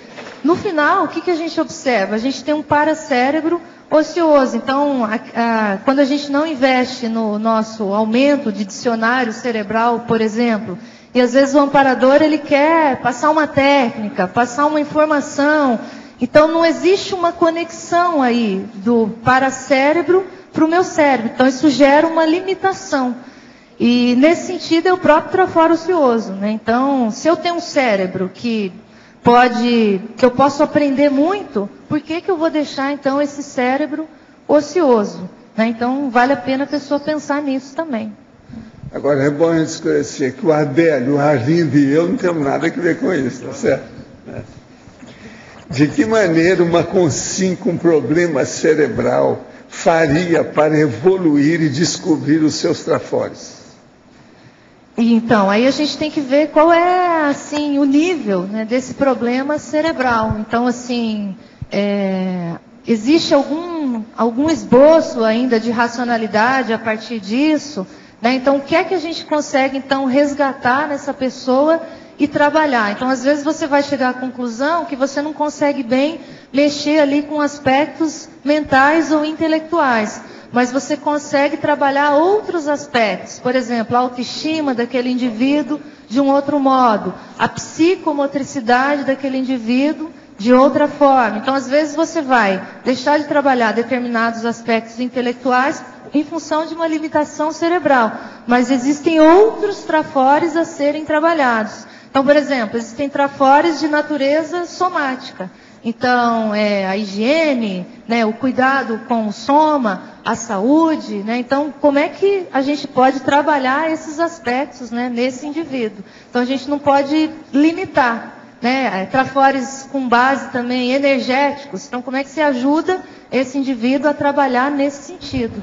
Então, vale a pena pensar e ampliar aí, no caso, o conceito, né? Agora, Arlindo, você não acha que é muita coincidência? Foi só livrar a cara do Adélio e ele apareceu. Não é estranho isso? Né? Parecia que eu estava esperando ali atrás da porta. Só entro a hora que me abrir o caminho, senão não vou. Muito estranho.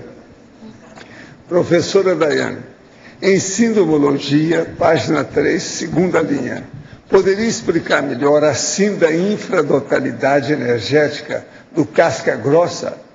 Está dando a impressão que o domínio das energias é um dom que a consim pode ou não ter, ou seja, seria algo inato. Em suma, o domínio das energias é possível a qualquer pessoa ou já existe uma predisposição ao ressomar?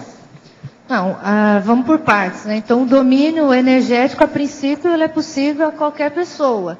Aí, quando você pergunta, existe uma predisposição? Existe, porque a gente não sabe o que a pessoa fez em outras vidas. Então, por exemplo, se hoje a gente está lúcido para esse contexto das bioenergias, vale a gente ficar atento e trabalhar isso mais. Então, se eu adquirir maior desenvoltura nessa vida humana, isso significa que no futuro, essa habilidade ela pode se manifestar com maior facilidade. Então, isso tudo existe. Agora, a ideia aqui na sindromologia é para a pessoa, ela assim, começar a trabalhar mesmo essas habilidades de ordem, então, bioenergéticas e sair desse casca-grossismo. Então, assim, um trafor relacionado às bioenergias é positivo para a pessoa e ela pode utilizar isso em favor das demais. Então, ela ficar presa no casca-grossismo não é assim a condição ideal, né? Então aí a gente está colocando para chamar a atenção para uma condição mais positiva, né?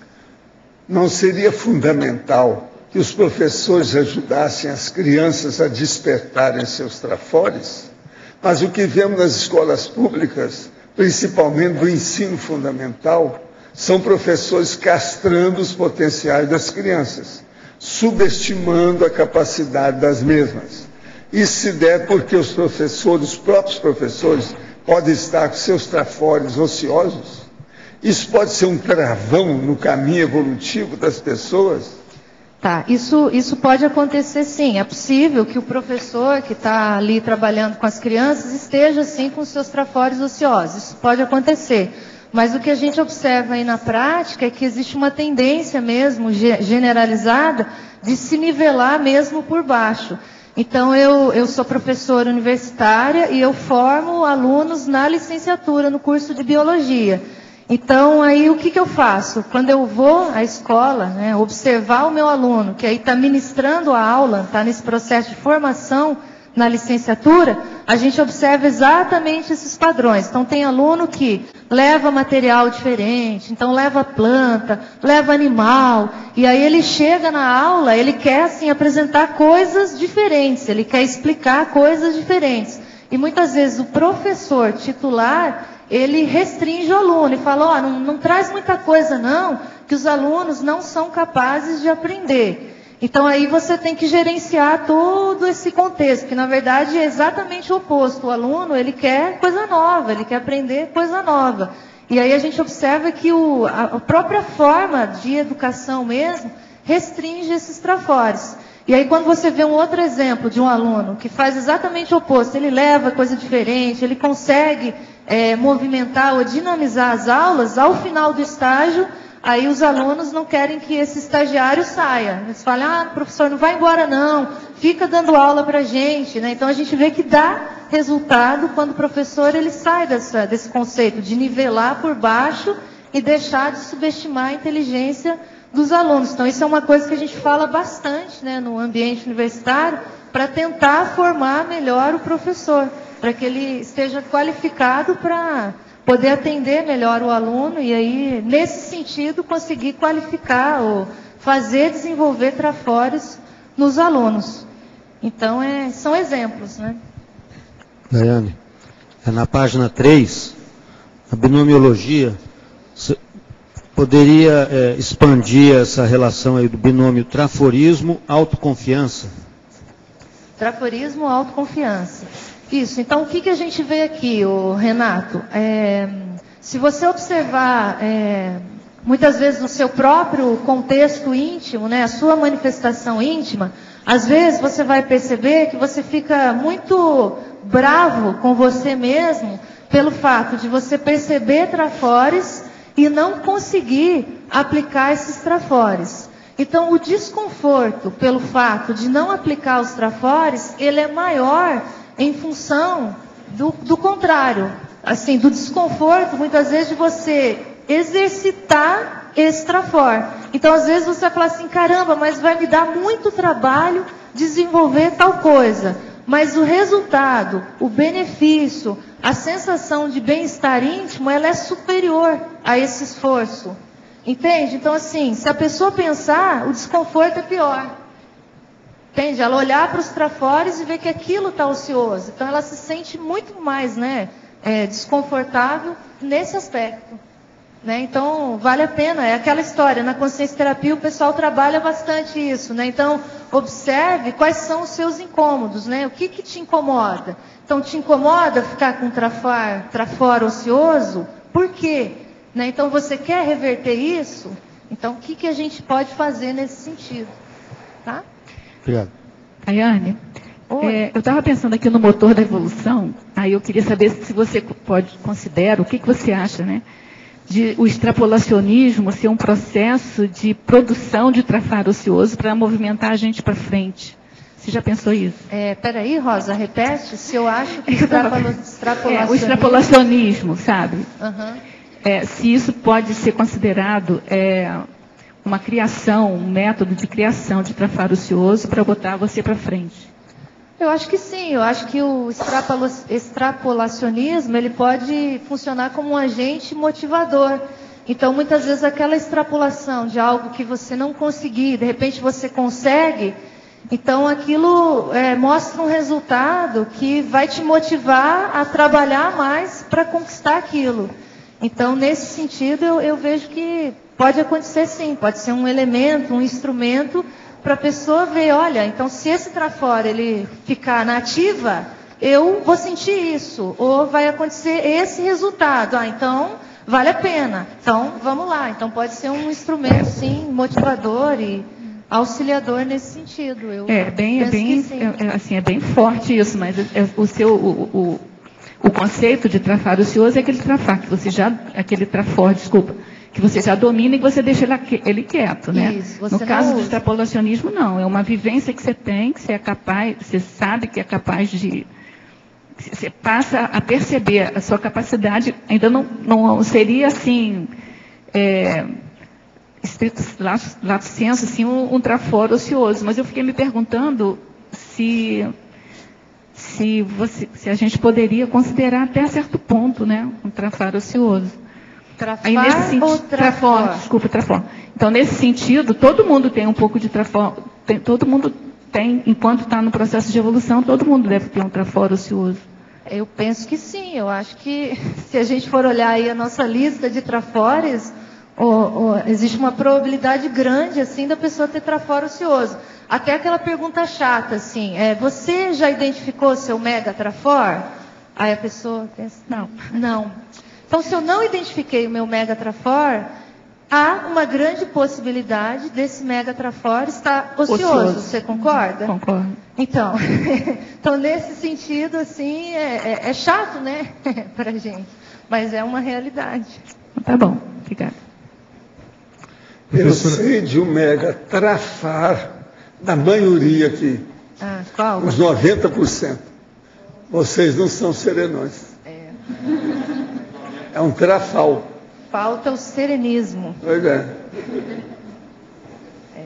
Mas cada um faz o que pode para estudar, para pesquisar. E eu faço uma força danada para pesquisar. Então, tem que saber se tem alguém aqui com esse trafor ocioso. Por isso eu coloquei 90%. Esse que é um problema. Mas será que tem alguém com trafor ocioso da serenão? Eu não coloquei a mão no fogo.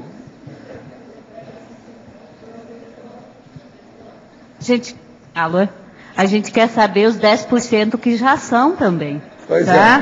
Não os 90% que não são. Está aí uma grande pesquisa na mão de vocês. Agora, ó, tem alguns hints, quer dizer, umas insinuações, umas dicas, né? O Arlindário, o Adélio, a gente nunca sabe, né? Sabe lá, o João Paulo, que está aqui, ó, perto da Dayana. Isso aí é uma coisa para pensar, né? Já não sabe. Esse povo esconde leite. Daiane, então deixa eu aproveitar, já que eu estou aqui com o microfone. Eu não sei se você já falou, na página 3, sobre a enumerologia, que eu achei bem interessante essa enumerologia que você coloca aí. Tá? Você poderia falar um pouquinho? Isso, então aqui na enumerologia, né, a força adormecida, a potência congelada, a qualidade escondida, o brilho apagado, a conquista esquecida, a engrenagem parada, a turbina desligada. Então, quando a gente olha para os nossos trafores, né, e percebe que esses trafores estão ociosos, então isso aqui exemplifica bem, né, o que é um trafor ocioso. Então é a turbina desligada, é a engrenagem parada, é a conquista esquecida. Então isso é para chatear a pessoa, né? E ela pensar nos seus trafores ociosos. O brilho apagado. Então é nesse sentido. Agora, eu estava lendo um artigo do professor Flávio Buononato, que vai sair aí mais à frente na revista Consciência. Então, ele fez uma pesquisa dos artigos que saíram ao longo de 14 anos. Aí, nesse resultado, isso me chamou a atenção, né? Então, isso vai aparecer mais à frente. Então, existem 299 autores publicados. Então, ao longo de 14 anos, 299 autores. E desses 299 autores, 113 autores escreveram mais de um artigo. Então, assim, isso me chamou a atenção, por quê? Porque a gente, na maioria aqui do nosso caso, aqui o nosso contexto, a gente observa que as pessoas têm um potencial grande em relação à escrita, em relação à intelectualidade. Mas você olha o resultado de 14 anos de trabalho de uma revista, e só 113 autores escreveram mais de um artigo, então a gente vê um traforo, no caso da escrita, ocioso. Então isso é para a gente estudar também o nosso contexto. Então isso aí é um dado aí para refletir, né? Então logo vai sair o artigo aí, o pessoal vai poder estudar mais isso. Daiane, aproveitando até o gancho, quais seriam os fatores que desviam a pessoa do trafor? No caso aí, até fazendo link com a dispersão, com a despriorização, o que você acha que, inclusive falando de fatores externos à consciência, a sociedade, as pessoas, que tiram a pessoa do trafor? Eu acho que são vários fatores, tá, Cláudio? Então, assim, você pode pensar em várias opções. Então, por exemplo, existe o mecanismo de autocorrupção da pessoa, existe o mecanismo de autossabotagem, de autoassédio, os valores, se ela valoriza de fato esses trafores. Existe a autodesorganização, então, no contexto da sua manifestação, então, que vai impedir de aplicar esses trafores. Existe um comodismo, existe aí uma coisa perigosa, no nosso caso, que pode ser a fuga da proexis. Então, a gente sabe que a proexis, ela considera uma série de trafores. Então, o fato da gente não aplicar esses trafores, significa que a gente vai saindo do leito da estrada da proexis. Então, esse é um exemplo. A gente também tem a própria inexperiência, né, a própria idade, né, o contexto biológico da consciência. Então, uma coisa é a criança, outra coisa é o adulto, o adolescente. Também tem a neofobia em relação à coisa nova, né, que o trafor ele leva a isso. Também tem a educação, né, uma educação às vezes mais repressiva, às vezes na escola, às vezes no contexto familiar, pode levar a pessoa a não aplicar esses trafores. Aí tem a autodepreciação. Então, assim, tem inúmeras variáveis para a gente estudar e ver, né? Quais são dessas variáveis, qual é que tem maior relação comigo, né? Que faz com que eu mantenha os meus trafores, então, ociosos. Né? Então, cada um aí deve estudar. Tá? Essa explanação está bem completa aí. E eu queria aproveitar na sindromologia, lembrando que a gente tem agora o Congresso de Verponologia, o segundo, que a gente vai falar sobre dispersão, é que você diferenciasse a síndrome da despriorização com a síndrome da dispersão, se você considera a mesma coisa, e que você falasse também com relação da despriorização, com a mediocrização, com a subestimação, com esse processo da robotização, se você puder associar isso aí para a gente. Você quer que eu diferencie inicialmente a síndrome da... despriorização. Despriorização existencial. Depois a mediocrização, que você já falou, né, na verdade, se você quiser falar. E a robotização.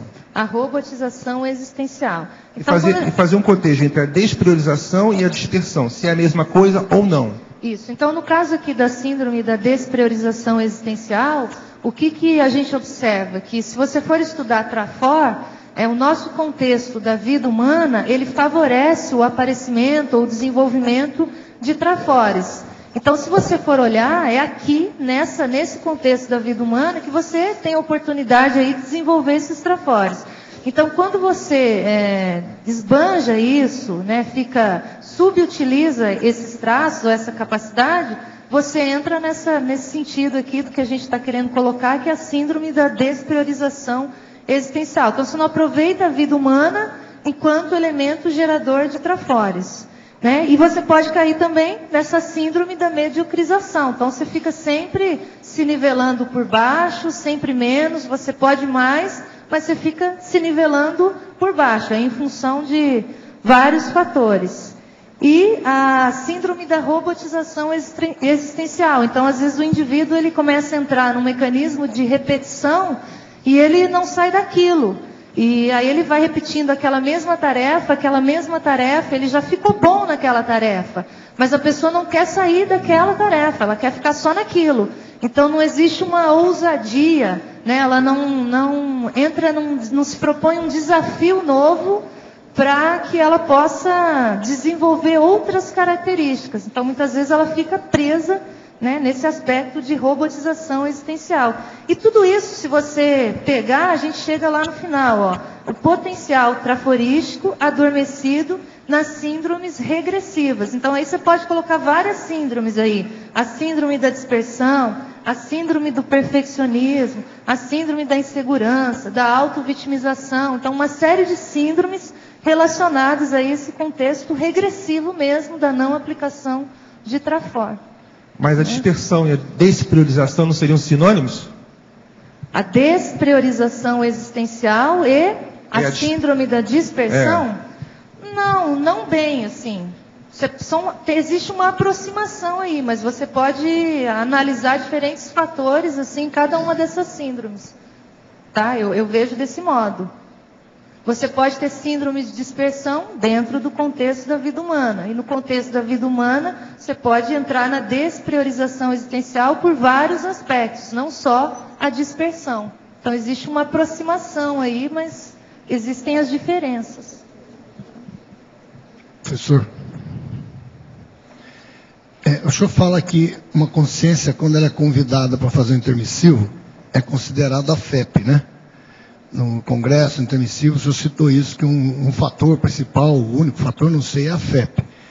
E aí na lista que a Daiane deu, algumas possibilidades da pessoa se perder com o Trafor, perder do Trafor, eu estava pensando aqui comigo, por exemplo, uma consciência leva muito tempo para desenvolver um Trafor.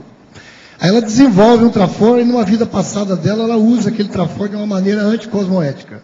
Por exemplo, um político, um cientista que fabrica uma bomba, alguma coisa, é um Trafor, um pesquisador e tal. Aí, por alguma razão, ele sai desse Trafor, né? Na vida seguinte dele, ele meio que foge desse Trafor. Durante o intermissivo, a Daiane cita aqui, o curso intermissivo pré-ressomático burilando os Trafores. Eu queria fazer uma pergunta com relação ao intermissivo. No intermissivo, eles resgatam todos os Trafores da consciência e se...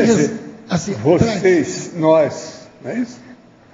Então, pois é. A gente resgata. Resgata, E aí, por que quando chega... O curso intermissivo faz você refletir mais sobre os seus predicados, virtudes, trafores, a parte forte da sua personalidade que estava ociosa. E você começa a amortecer, a descartar aquilo que não serve. Isso é o curso intermissivo, talvez seja o primeiro grande sinal ou maior resultado inicial no curso intermissivo seria esse. Você entende? Agora, é muito difícil a hora que faz o curso intermissivo, se a pessoa entendeu aquilo tudo, ela desviar muito. Os desvios são pequenos. Os amparadores têm me falado disso. Eu digo assim, por exemplo, o cidadão foi um ditador aí numa vida passada dele, né? Tinha uma liderança danada. Não vai ter curso intermissivo. Não, mas há muito tempo. Porque a Cris não vai deixar entrar lá. Não, eu digo... mas eu digo, há muito tempo, sei lá, época de Roma, não sei antes, talvez. Sei, não, mas nessa vez coisa. Eu digo assim... Se de ver qual foi as vidas sacrificiais de assistência que ele tenha feito para retemperar. Aí ele desenvolveu esse trafor de liderança. Só que ele fez uso errado nas vidas dele e tal. E ele superou isso. Sim. Mas aí ele fica meio assim, eu não quero saber mais de liderança, né? Ele começa meio... No intermissivo... Não tem isso. Não tem isso? Não. Primeira coisa, não adianta ele falar, não quero saber mais, não existe isso. Se ele era líder durante muito tempo, ele vai ter que assistir muito mais gente que eu e você. Já estou falando exemplo. Pode ser escrita, por exemplo, porque ela falou até que tem pouca gente que escreve. Tem gente que não escreve porque pode ter tido problema, não pode? Olha, não tem jeito. Cada vez a pessoa vai ter mais freguesia. A clientela vai aumentar. Lembre-se disso. Não tem jeito de fugir disso. Então você vai falar assim, mas como? Se ele errou, ele vai ter uma freguesia tudo de quê? De pé quebrado. Mas é a freguesia. Ele não vai fugir disso. É o que acontece conosco. Vocês todos estão nessa. Mas daí ele chega aqui, tem um trafor desse que ele deveria usar para assistência ocioso, como falou a Daiane. Como é que ele faz para superar mas isso aí é pouco, ainda aqui, isso é pouco em relação ao conjunto de circunstância da pessoa. Ela tem desvio, mas o desvio não chega a ser uma coisa escabrosa, enorme, imensa. Nunca é. Aquilo vem. O curso intermissivo acerta o passo de muita gente. Por isso que você vê o Arlindo aqui, você vê o Adélio aqui, isso aí não é fácil, o que há? Você está entendendo como é que é? É o caminho. Agora, o que eu vejo é o seguinte, nós temos que examinar os trafores ociosos que a gente tem, o tempo todo. Por quê? Existem muitos predicados ociosos que você não usa. Isso é que é a bobagem grande. Existe isso. Outra coisa, são muitos tipos, naturezas, qualificações de trafores. Entende? Suaria. O que eu não estava entendendo é isso. Ela diz assim, burilando no intermissivo. Então eu vou para o intermissivo, afloram todos os trafores, burila tudo lá. Aí o cidadão vem, a consciência daquela vai... Não é que burila, vamos devagar com isso. A pessoa começa a ter autoconsciencialidade dessas condições. Agora, o ambiente foi feito para isso. Os instrutores encaminham a pessoa. O ambiente, que é o holopensene, adequado para ela pensar com equilíbrio. Entende? Os contatos que ela tem em função do próprio desdobramento do estudo do curso intermissivo. O desdobramento daquilo, entende? Os grupos de estudo, a situação que ela vai ter, as comunex que ela visita, os contatos dos para-eventos extrafísicos lá que tem, isso tudo muda. Então a pessoa, ela vai ver, não, agora o bom negócio é eu pegar o que presta. Então eu vou deixar o que não presta. Então ela começa a descartar as coisas, ela limpa aquilo. Mas você sabe, isso não é fácil. Uma pessoa está acostumada com a boca torta durante 1000 anos. Agora, em 6 meses ela vai melhorar tudo, tem que ir devagar. Então, a primeira vida depois do curso intermissivo, a gente tem que dar um desconto, porque não é assim tão fácil. E a maioria aqui é a primeira vida, pós-curso intermissivo, entende? Primeira vida humana. Agora, por isso que esse processo nosso da conscienciologia, a comunidade conscienciológica, cosmoética, internacional, a Cognópolis, a Holoteca, o Holociclo, o Tertuliário, isso tudo é fora de série para ajudar as pessoas a se colocar no lugar e acertar o passo aqui. Porque acertar teoricamente o passo lá é fácil. Agora, acertar praticamente vivenciando o passo aqui já é mais difícil. Porque aí já vem todos os processos do passado, dos instintos, aquilo aflora na pessoa. Ela tenta segurar manias, tendências que não servem. Você está entendendo? Alguma coisa nesse sentido. Uma outra coisa, às vezes é apenas um hobby. É um lazer, é um divertimento, alguma coisa que piora a pessoa. Mas ela está tão acostumada com aquilo. Pergunta com relação a isso. Qual que você acha que é dentro do intermissivista adaptado, o gargalo do intermissivista adaptado depois da primeira ressoma, depois do curso intermissivo e na segunda? Não, na segunda aí é preciso ver, porque aí já reduziu muito as possibilidades de falha dele. Ele já descartou tudo que tem. Essa primeira agora, nós temos que enfrentar coisa mais séria. Já na segunda, já alivia um pouco mais. Mas tem um fator que nós não podemos esquecer. Na segunda, o complexo vai ser mais difícil. Vocês estão entendendo, né? Por agora vocês aguentam, está fácil. Esse está fácil. Tem açúcar, você está entendendo? Tem a opção de elementos a favor. Na segunda, já vem o aperto maior daquilo que a pessoa precisa. E outra coisa, não fica pensando que veio o evoluciólogo para fazer isso com vocês, não. Cada um aqui vai querer isso. Por quê? É o desafio que a pessoa precisa. É aquele nível que ela precisa, para ela não ficar marcando passo. Esse é o caminho. Valdo, segundo a tua fala, tem gente, a maioria somos com o primeiro curso intermissivo. Mas Sim. pode ser que tenha alguma pessoa aqui com 2 cursos intermissivos. Como essa pessoa consegue identificar que ela já fez 2 cursos? Que características ela tem? Aí ela tem que ter retrocognição boa, né, de alto nível, né?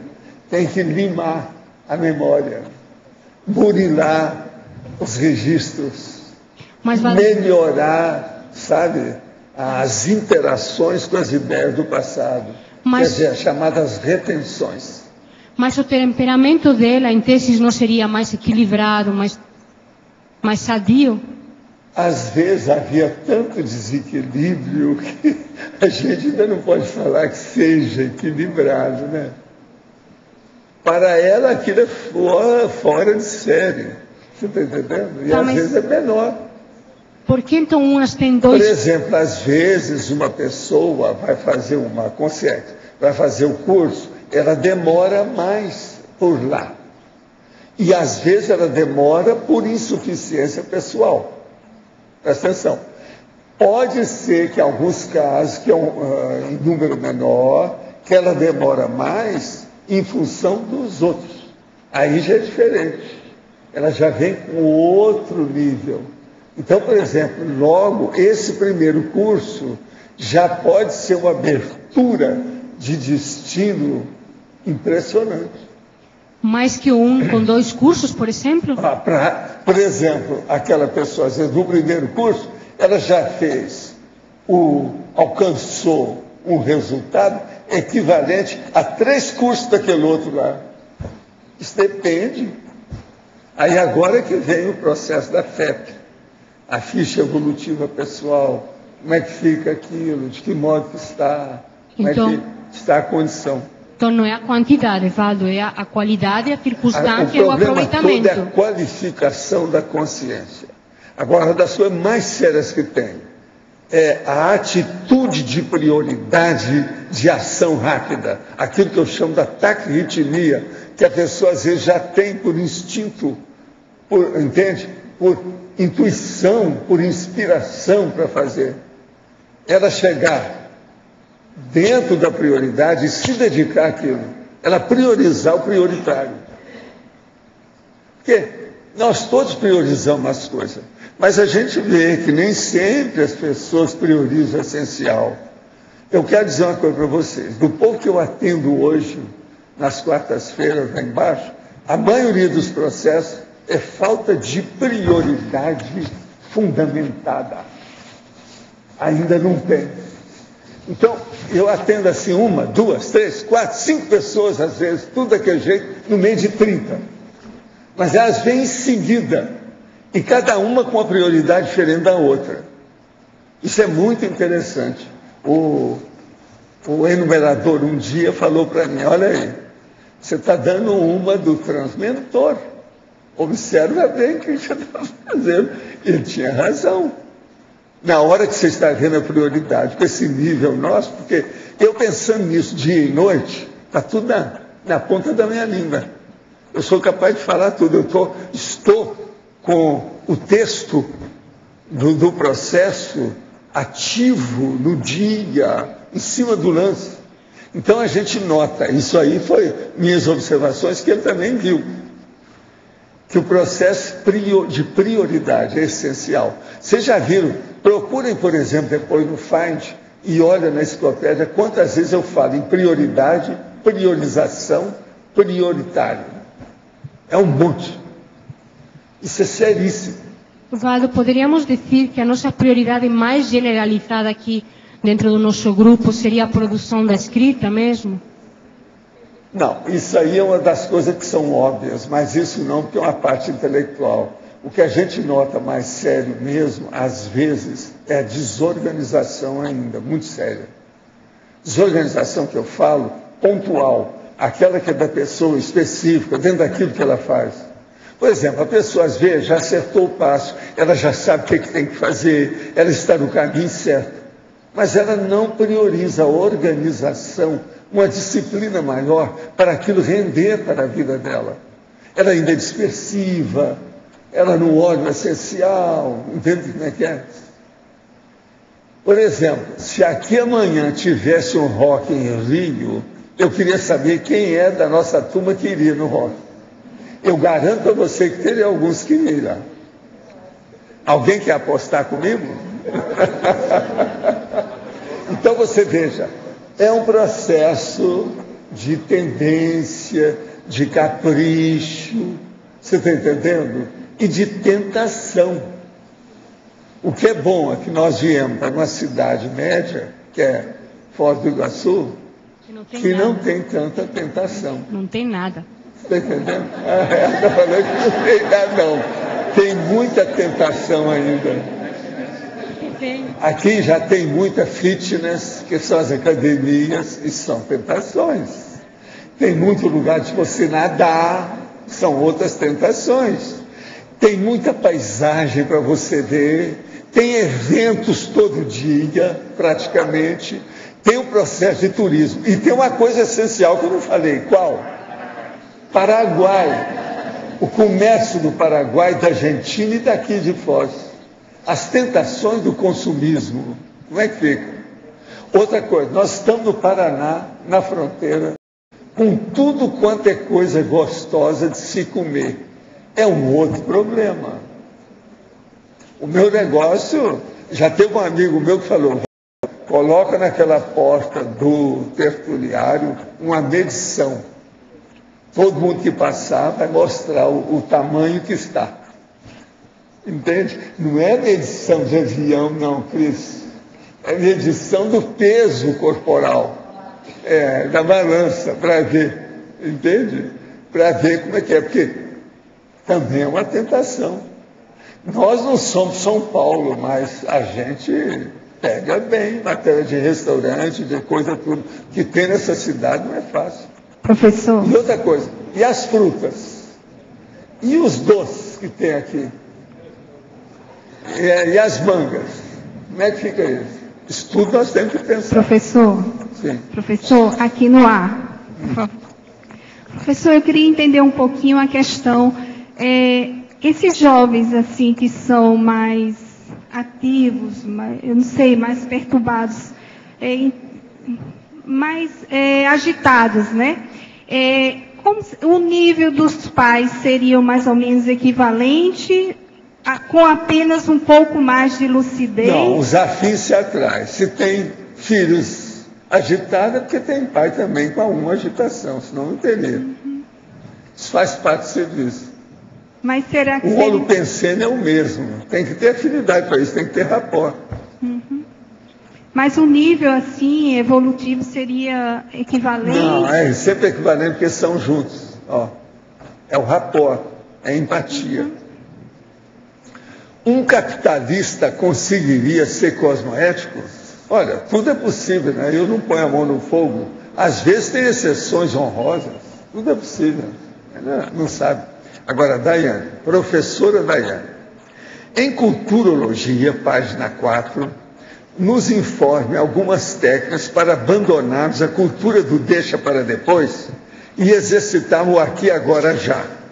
Penso que o deixa para depois potencializa demais a ociosidade traforista.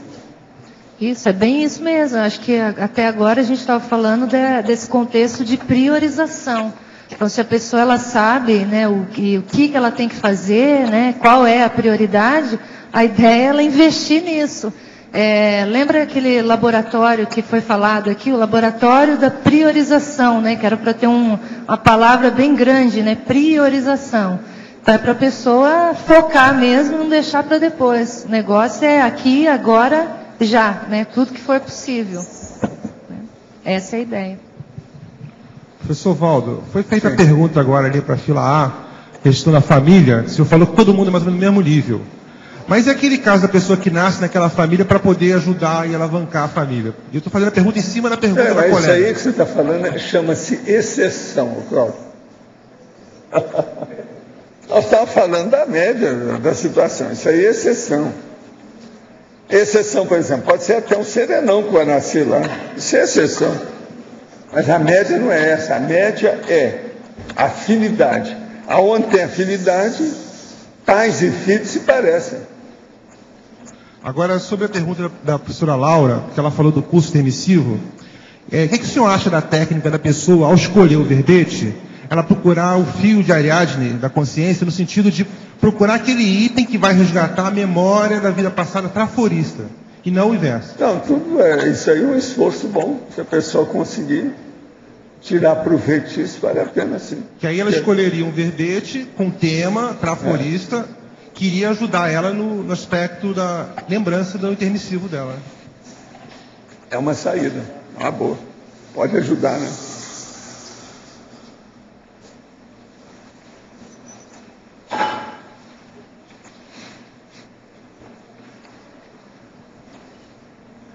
Eu entrego a Daiane para vocês, como é que é? O que é que ficou aí com alguma coisa? Tudo está claro? Agora, ela atendeu muitas perguntas aí. Nós tivemos muita gente hoje, nesse domingo. E hoje não teve chuva. Agora, nós temos que estudar também como é que fica aí, quantos para a Daiane, porque ela está muito boa, né? Ela é boa, ela vai em cima do assunto, etc.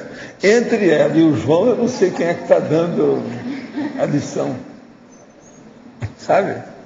O negócio está muito sério ali, entre os dois. Hein? Ah, é? Vocês estão empatados, vocês acham? Então, né? Há um empate. Empatado.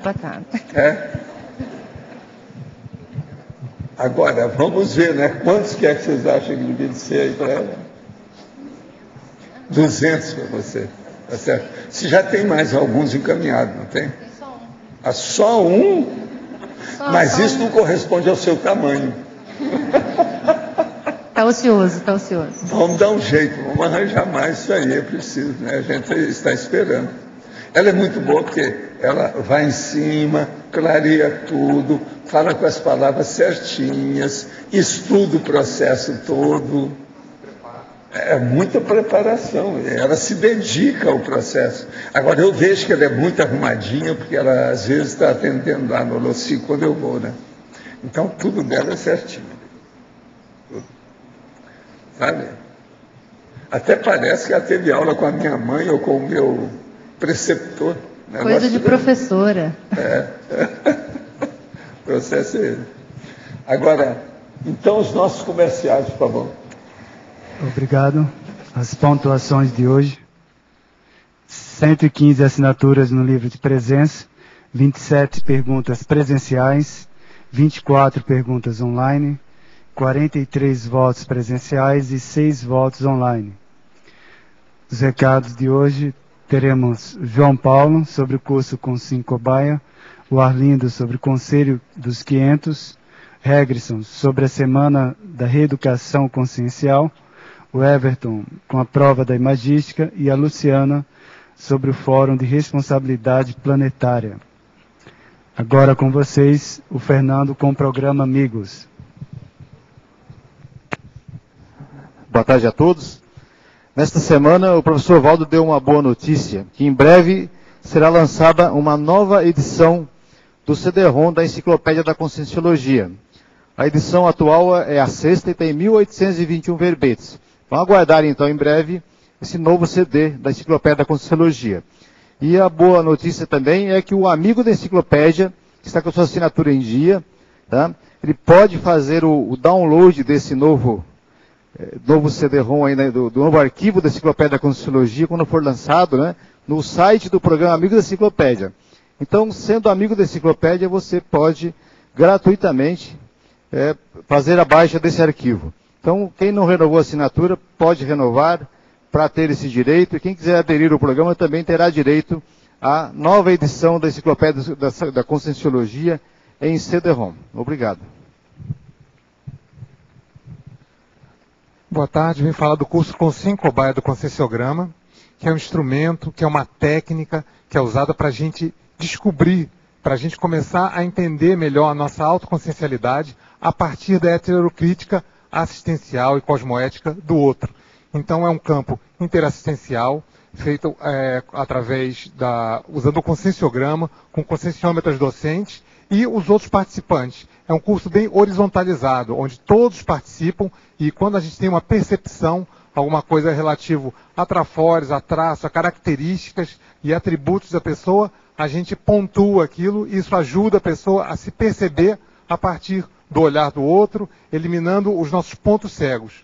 Então, o próximo vai ser agora, no mês de outubro, no dia 12. É uma quarta-feira e é feriado aqui no CEEC. Maiores informações na recepção do CEEC. Obrigado.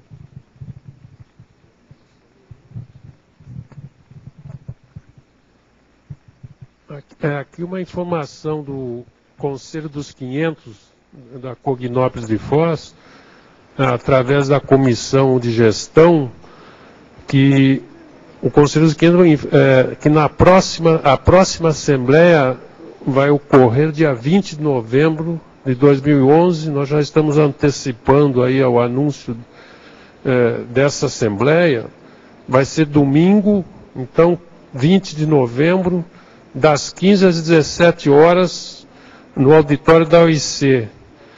Agora, o pessoal que tiver interessado em enviar assuntos aí, que todo mundo tem o direito de enviar assuntos de interesse da comunidade aí para inclusão na próxima Assembleia. E o e-mail do Conselho dos 500 é contato@cdcebola500.org.br. Tá ok, obrigado.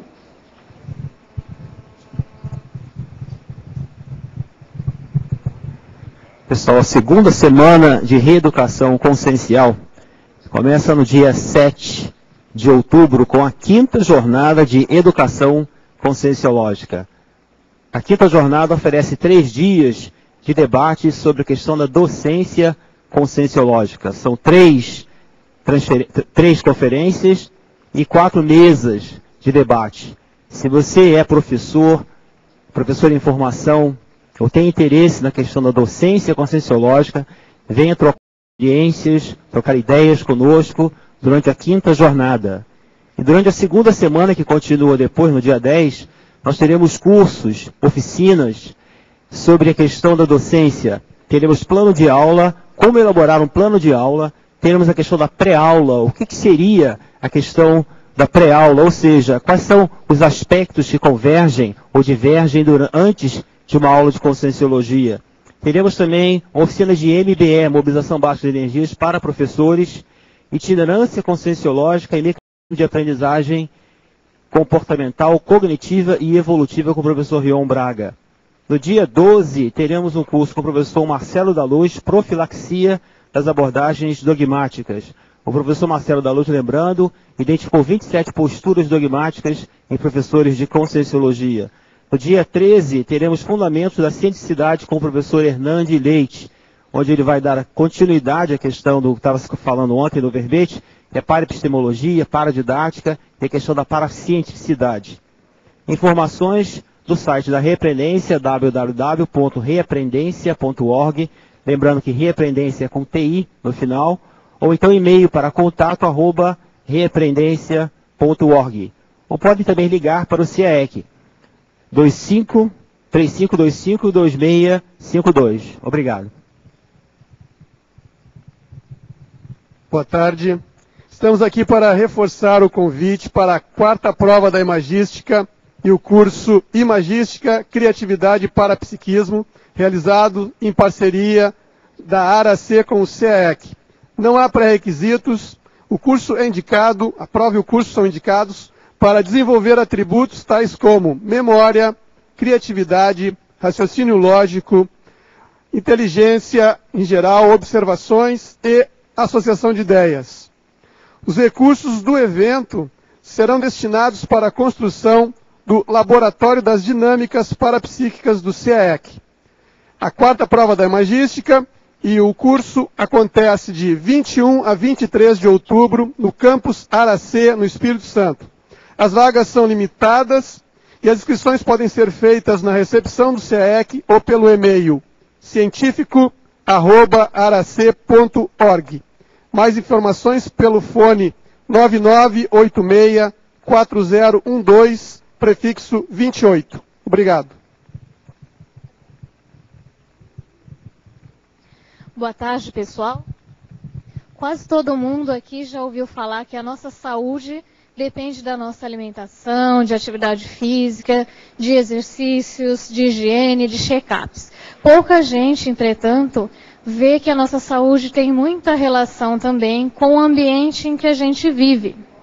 Sobre esse aspecto, nós vamos estar discutindo dia 28, 29 e 30 de outubro desse mês como melhorar nossa saúde a partir da melhoria do nosso ambiente. Como construir comunidades sustentáveis, quer dizer, comunidades saudáveis. Então, para isso, nós estamos contando com a doação dos trafores de todos vocês nos debates desses 3 dias. As inscrições podem ser feitas no CAEC, aqui na recepção, pelo telefone 35252652, vocês têm mais informações. E nós estamos falando do primeiro Fórum de Responsabilidade Planetária. Aguardamos, então, vocês. Nada de trafores ociosos. E amanhã, o holociclo será debatido aqui no tertuliário, pela professora Cristiane Ferraro. A especialidade, Cosmocogniciologia. Obrigado pela presença de todos e até amanhã.